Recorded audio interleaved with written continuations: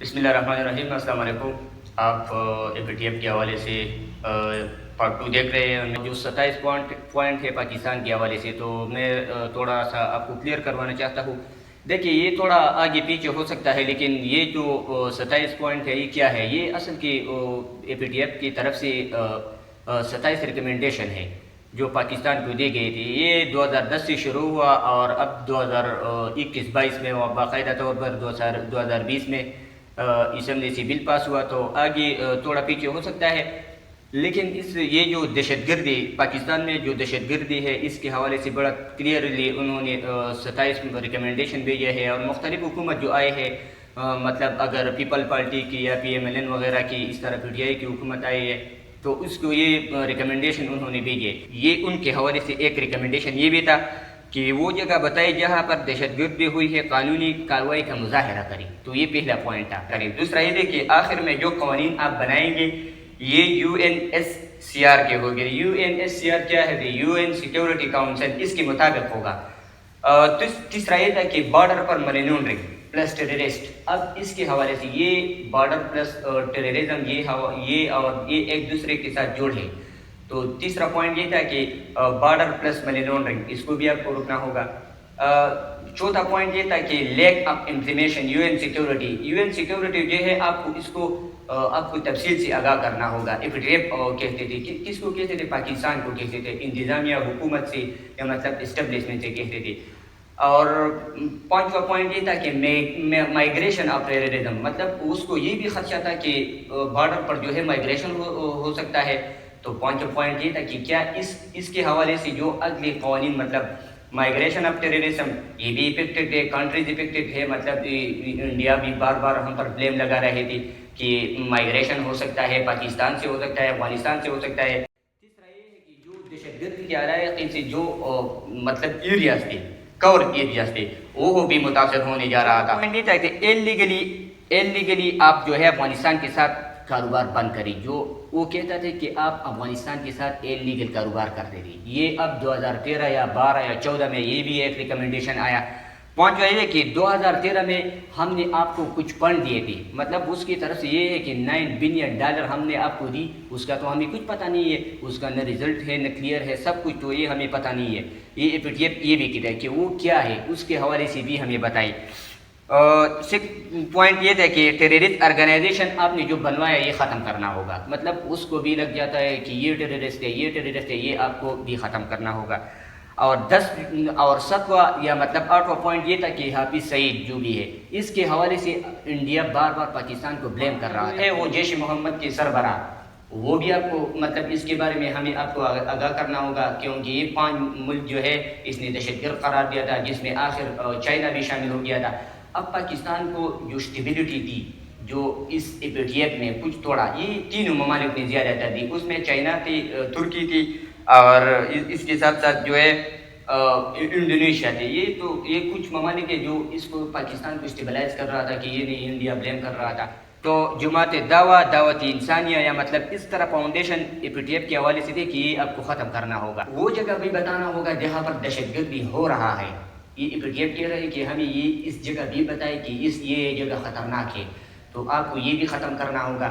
دوسرے، دہشت گردی کے حوالے سے جو بھی غیر متعلقہ فنڈ ہے، بینک کو بھی آگاہ کرنا ہوگا۔ اب اس طرح اس سے بھی یہ 2016 میں یا مطلب 2015 میں یہ ریکمنڈیشن آئے کہ جو دہشت گردی فنڈ وغیرہ ہے، آپ کو باقاعدہ طور پر جو اسٹیٹ بینک آف پاکستان ہے، اس کو بھی آگاہ کرنا ہوگا۔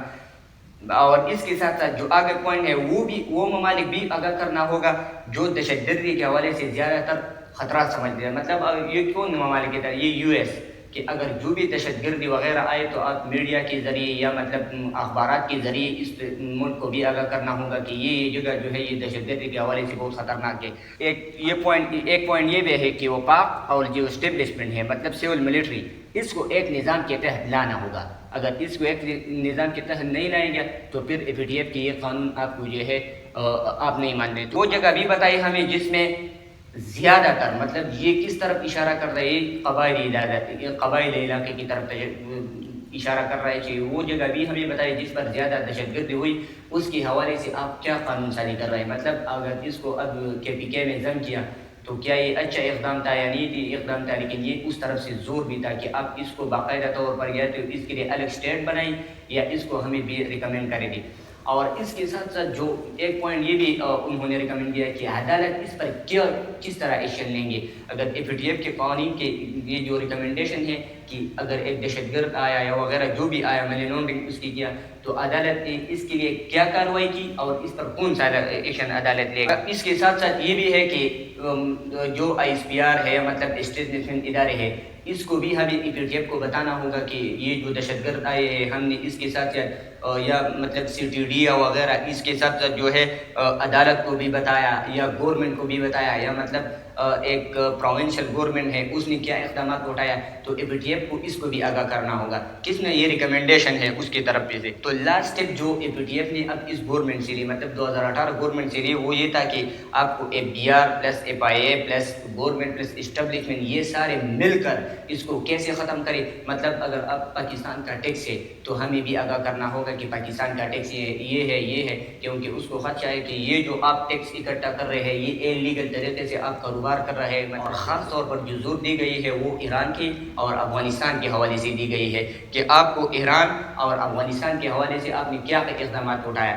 اس طرح جو اسٹیٹ بیٹ کا پاکستان آیا رضا باقر انہیں باقاعدہ طور پر اس قوانین کو پاس کروایا جس نے PTI کی گورنمنٹ نے اس کو پاس کروایا۔ 27 جو ریکمنڈیشن ہے ابھی اس نے یہ PTF کا ہر 4 ماہ بعد آپ کو پتہ ہے اجلاس ہوتا ہے تو اس علاقوں کے میں اب جو یہ کس طرح اس کو پتہ لگ گیا ہے۔ آپ کو پتہ ہے جو تنظیمیں آتے ہیں مطلب NGOs وغیرہ ڈیٹا کلیکشن یہ آپ کو شناختی کارڈ سے یا موبائل کے ذریعے سے آپ کے ایپ سے وغیرہ سے آپ کے نام رجسٹریشن کروا لیتی ہے اور باقاعدہ یہ ڈیٹا ان کو ٹرانسفر کیا جاتا ہے کہ ان علاقے میں اس طرح لوگ ہیں اور یہ اس کے علاوہ اس کے یہاں پر کوئی دہشت گردی ہو رہا ہے تو یہ سب کچھ جو ہے انہوں نے باقاعدہ طور پر ایک قانون کے تحت 2020 یا 2021 میں پاس کروایا PTI گورنمنٹ نے۔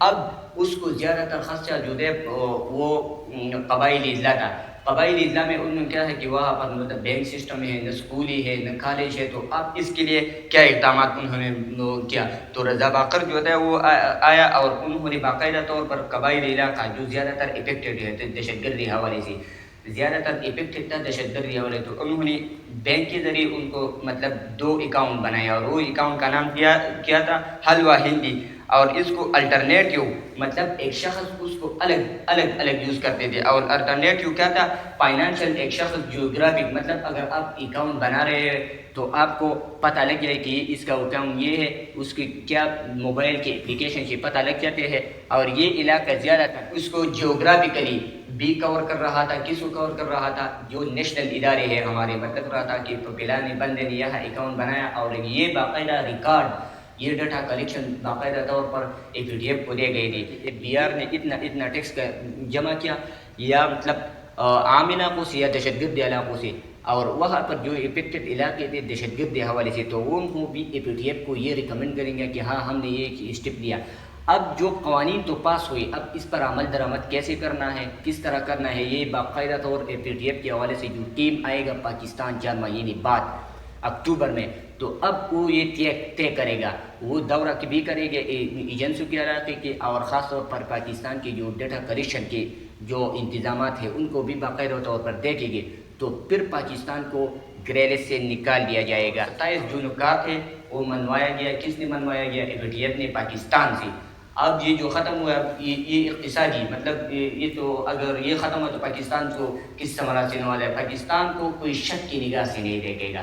شک کی نگاہ سے کیا مطلب اگر کوئی یہاں کمپنی کھولیں گے یا مطلب کاروبار کرے گی یا کوئی پروڈکٹ کے حالت تو کوئی اس کو شک شبہات سے نہیں ہوگا کیونکہ انہوں نے قوانین اور پیش رفت ہوئی۔ تو یہ تھی میرے خیال میں آج میں 27 پوائنٹ جو